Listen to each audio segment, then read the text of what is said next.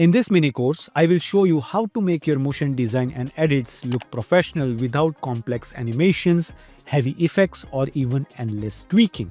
So you can create work that feels polished, intentional, and expensive, while saving time and escaping that average looking visual trap. So, have you ever felt like your motion design is almost there but something is missing? Well, it's not your animation skills, it's your composition. So, when I started, I spent hours perfecting keyframes, easing, and transitions. But my work, well, it still looked average, not memorable, not impactful, and it just sucked. And I didn't get why it happened. Then I realized something. It's called motion design for a reason. The design part matters just as much as the motion. And I wasn't trained in design. I'm not a graphic designer. I'm not even a motion designer. So I had to learn all those principles from the scratch. But once I started applying these compositing principles that I'm going to teach you in this mini course, everything changed. My work improved drastically, but it was doing something more. It was communicating. Engagement went up, confidence went up, results went up. So in this mini course, I'm giving you those same compositing principles, and I'm also going to show you how to apply them even if you are a complete beginner. So your motion design doesn't just look smoother, it looks intentional, aesthetic, and professional.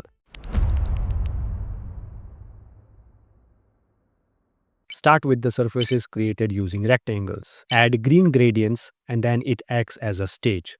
The darker base underneath adds contrast, shadow, and depth, making the whole thing feel grounded in the frame. Fill the background with the solid, then add repeating text. This text adds texture and rhythm without pulling focus. On top of that, the main title stands out clearly thanks to visual hierarchy. Now, the sneaker comes in. Where it's placed matters. Using the rule of thirds gives its presence and makes it the clear focal point of the scene. Now the second sneaker comes in the background. Add in tint. Change the tint to green. Blur it using camera lens blur.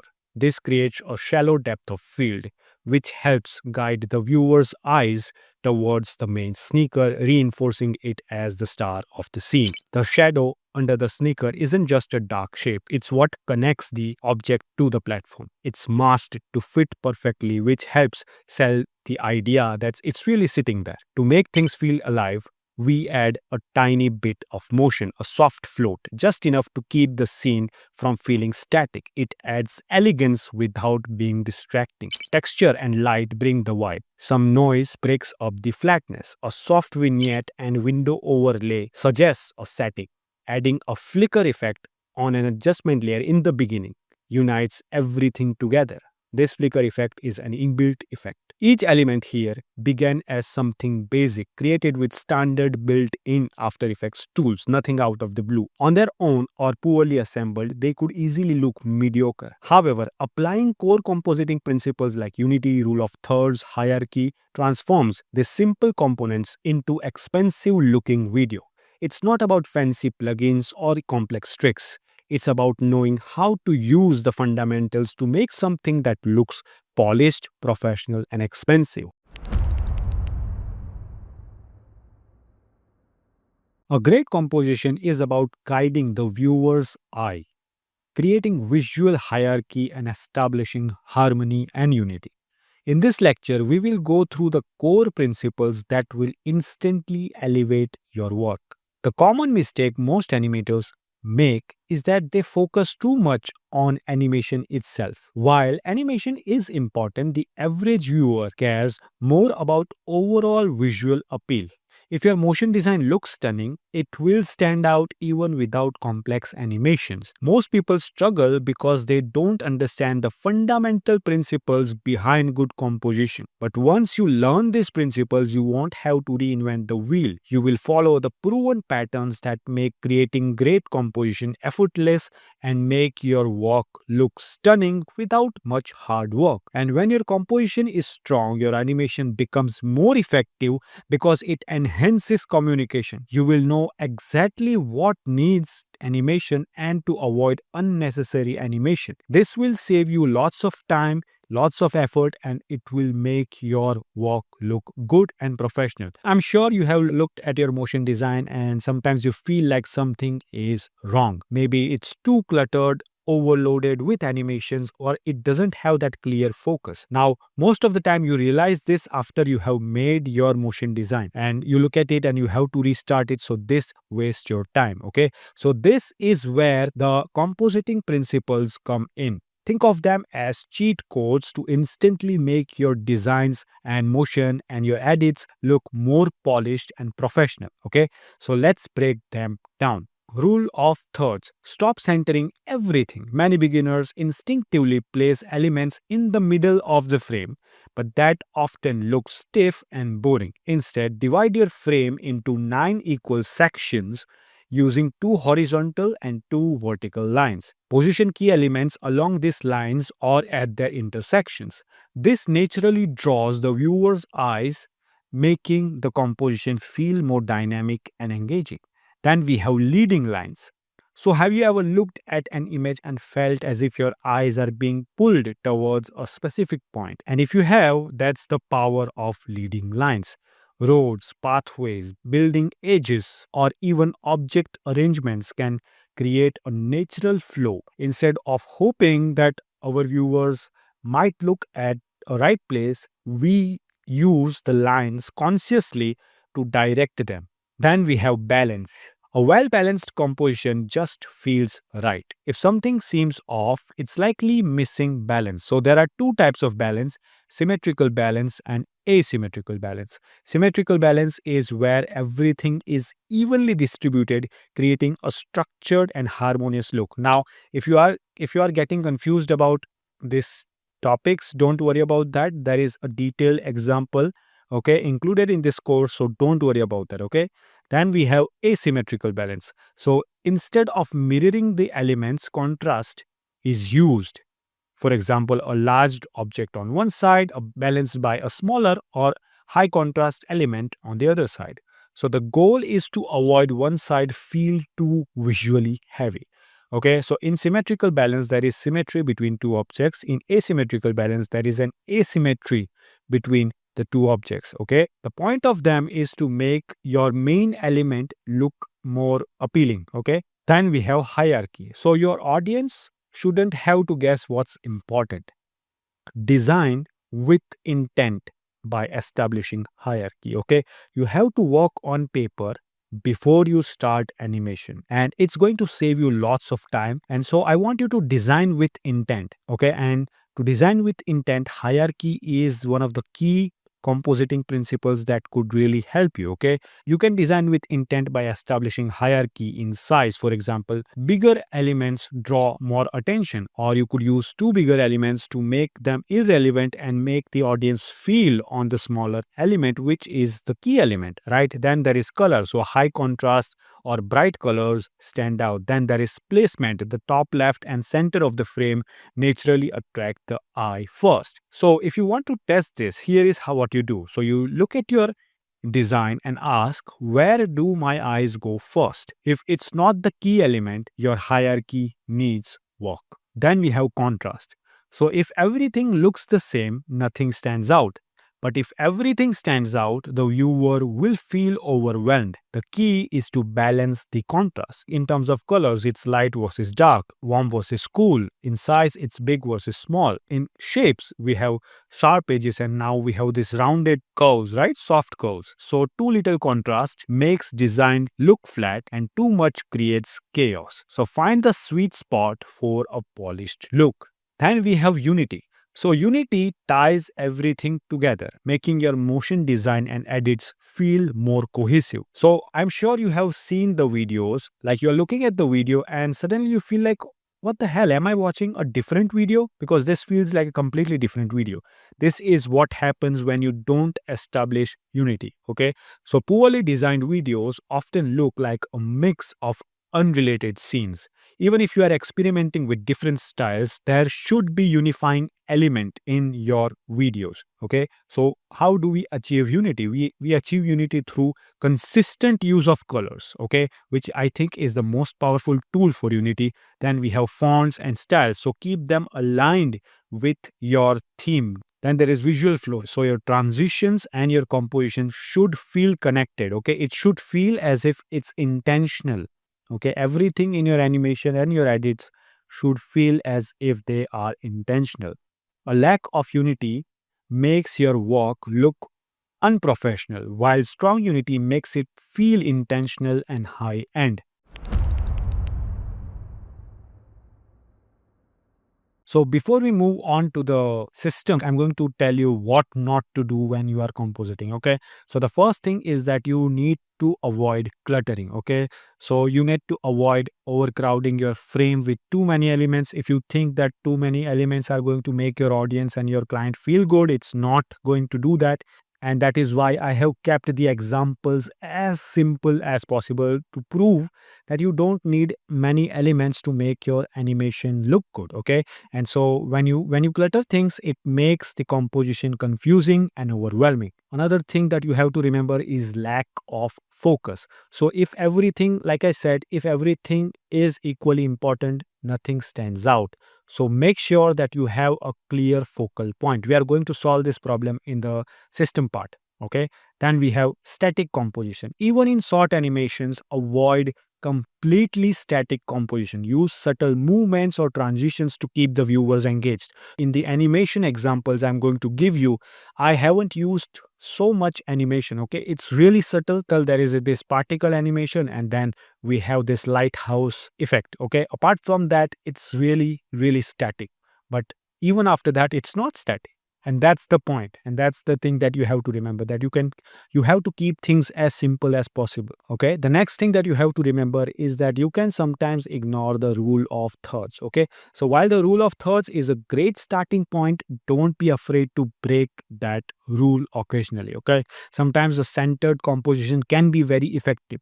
The key is to be intentional in your choices. You have to be intentional about everything you do in motion design, and hopefully in your life as well. The last thing that you should not do is inconsistent styling. Okay, mixing too many different styles can make your composition feels chaotic and unprofessional. Please don't do that. Now I'm going to explain a 5-step system. Okay, so this system will make compositing really easy. Okay, it's really important, and it's not that complicated. You can just learn it and then you can apply it. So let's do this. So step 1 is to ask yourself, one, what's the most important element?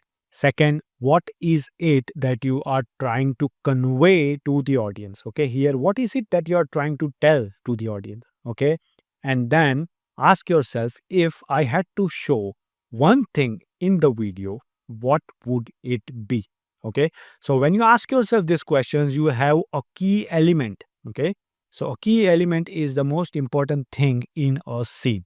Once that is done, we move on to step 2. So step 2 is to draw rough thumbnails on paper using the guiding principles that I have already taught you, and make sure that the key element stays in focus and is important. Okay, so this thumbnails has to be rough. Okay, you don't have to overdo this. It is just for your reference. Once that is done, you move on to step 3. Use your sketches to find inspiration. Here you look for composition, colors, and styles, and collect everything that aligns with your vision. Once that is done, we move on to step 4, which is to redraw sketches if you have to. Okay, so what happens is, when you find inspirations, you are going to get, okay, I don't like this, I'm going to change this. I don't like this, I'm going to change this, I'm going to make a change to this. And that's why I said that in step 2, you have to draw rough thumbnails. Don't overdo this. And in step 4, you can really draw a storyboard if you want. So step 5 is to basically lock in your composition, refine the details, and then bring it to life through your animation and motion design. Okay, now the last step is to trust your intuition over references. Okay, I know references are crucial for some people. I don't believe in references that much. Of course, I use it, but it's not the starting point. Okay, if you want to trust your intuition, what I would suggest is that once you are done with the first 3 steps, okay, what you do is you basically relax yourself. Okay, and then you just go to sleep while thinking about what could be the solution, what could be the composition, and what could be the final animation. Okay, I do this exercise almost every time. So, what happens is that I don't get the solutions right away. But while I'm working, I get these hunches, I get these ideas, and they always are useful. Okay, and so this is the practice that I have been using for a quite a long time. And if you don't believe that, I want to tell you that movies like Avatar was conceived in a dream. Terminator was also in a dream. The idea of the insulin was also conceived or also given in a dream. Okay, so this state of mind is really important. If you want to take your creativity to the next level, you have to use something that has been used by some of the most creative people on the planet, and that is relaxation and your sleep. Okay, so that's the side tip, a bonus step. If you want to use that, you can completely use that. So besides the strong compositing principles, here are the key elements that makes motion design and your edits look expensive. Okay, so the first one is high quality typography.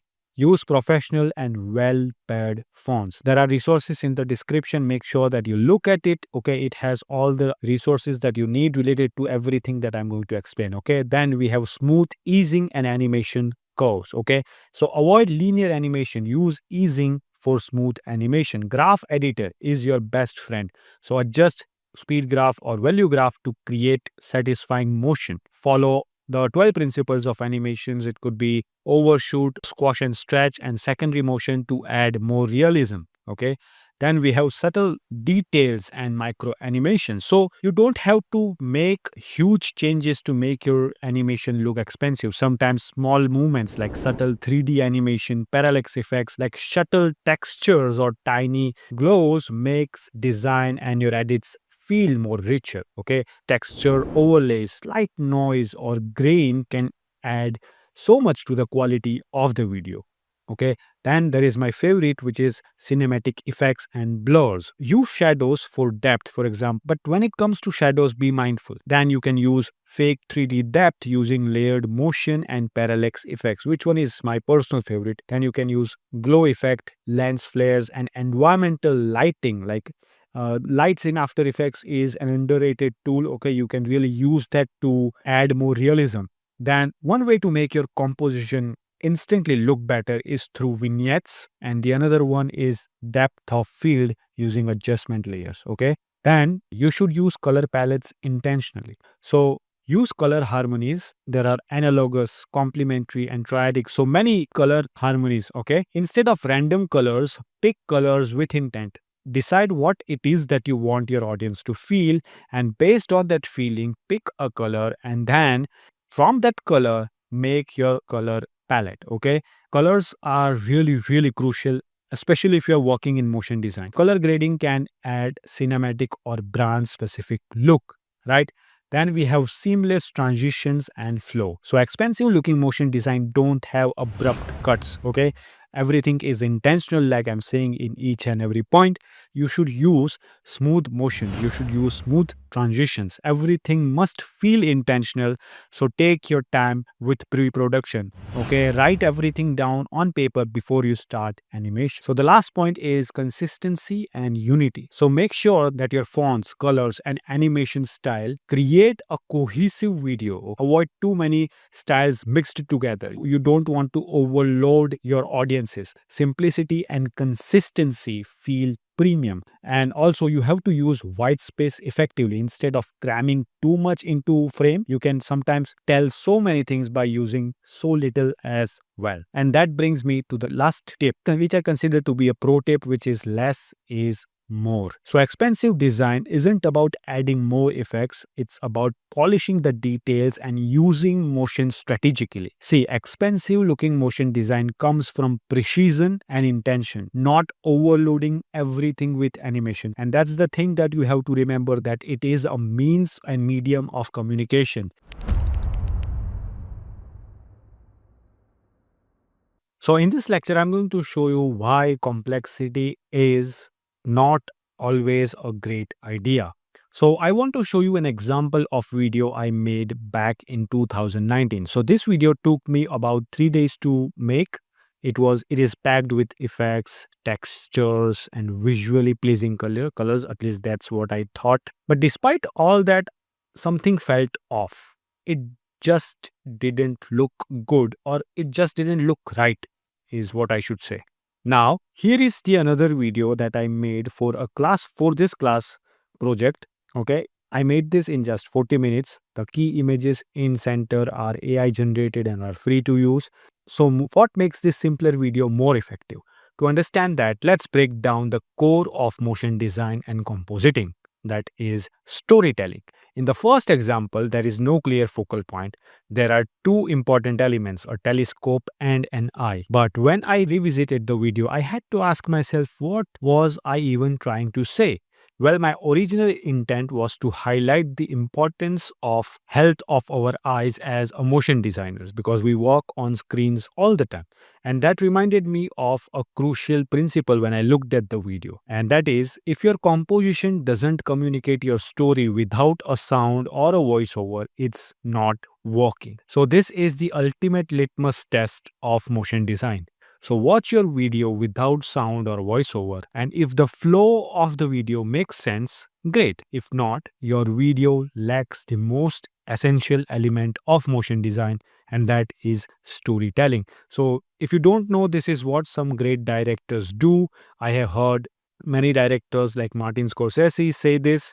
Okay, they watch the entire movie without any sound. Okay, and so that's how they look at the composition and story. Okay, so composition is basically a visual storytelling medium. Your key element, that is the main character of your scene,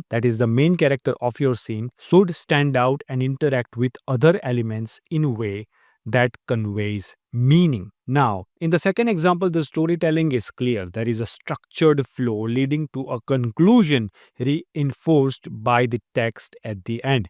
Even though this video is much simpler, it has a higher chance of connecting with viewers than the more complex one. The reason behind this is the KISS principle, okay, KISS, which stands for keep it simple, stupid. Okay, so we often think that adding more motion and complexity will grab attention, but that's not always true. A simple approach doesn't mean sacrificing quality. Just because there is simple animation does not mean that it is low quality. Instead, focus on crafting a strong narrative first, and once you have that, ensure that every composition reflects your message. The first video is overloaded with animation diluting the story, or I should say it doesn't even have a story, right? Meanwhile, the second video has just one or two animations, yet the impact is much stronger compared to the first one. The difference is staggering, and the difference is storytelling. I'm going to give you a simple yet effective formula for crafting a story, which is an ABCD formula. A stands for attention, B stands for build up, C stands for conflict, and D stands for delivery, that is resolution. Okay, so first of all, you start with A, which is you start with a hook that grabs audience's attention. This could be a surprising fact, an intriguing question, or an emotional moment. For example, John had everything: money, a great job, and a loving family. But what he saw on the way home changed everything. Then we go to build up, which is B. So introduce the context. Who is the main character? What is their goal? What challenges are they facing? So, for example, after years of walking on the same road, John takes a different road, but he found a huge spider web and got stuck in it. Okay, so this is a build up. Then we have C, which is conflict, the tension or the turning point. Okay, so what obstacle must the character overcome? What's at stake here? Okay, so for example, here he tried to break free, like he was worried about his family, he just wanted to go back home, but it has been 3 days and he's still stuck, and his body is getting weaker and weaker as the time passes. All of his efforts were failing. Of course, I haven't mentioned that really well through the visuals. Okay, I have kept this example as simple as possible, but I'm just exaggerating the conflict here. That's the principle of animation as well. Okay, you should sometimes exaggerate your stories. That's completely fine. Then we move on to D, which is delivery or the resolution of the story. So how is that conflict resolved? So here we end the story with a lesson, a realization, or a transformation. There is a huge transformation between the character. Okay, so for example, John freed himself from the web the moment he realized that his struggle to get out was only tightening the web's grip. And the instant he stopped fighting and just he let go of everything, the web loosened itself and he was able to effortlessly break free. Okay, so our character goes through a massive transformation from A to B to C to D. Okay, so A is starting point and D is the ending point. So this is the basic formula that you can use. And just because I talk about character doesn't mean it always have to be characters. Okay, there are so many ways to tell your stories, but make sure that your story reflects in your composition. Okay, and that's the entire point. If your composition does not tell your story and you still use these principles, that will be useless. Okay, first craft a story, then use these principles to draw better drawings of your thumbnails. Okay, and then you start animating. Okay, so it's really crucial that your composition reflects what it is that you are trying to tell, and you must have conviction in that. Okay, and so that's the end of this class.